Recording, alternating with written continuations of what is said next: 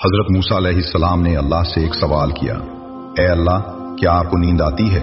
اللہ نے فرمایا، موسیٰ جاؤ، اپنی لمبائی کے برابر 2 شیشے لے کر آؤ۔ موسیٰ علیہ السلام چلے گئے۔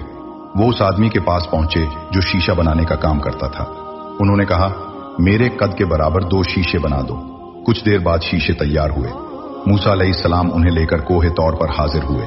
اللہ نے فرمایا، اے موسیٰ، اب ان دونوں شیشوں کو اپنے ہاتھ میں پکڑ کر کھڑے رہو جب تک ہمارا حکم نہ ہو۔ موسیٰ علیہ السلام رات بھر اسی حالت میں کھڑے رہے، شیشے ہاتھوں میں تھامے ہوئے۔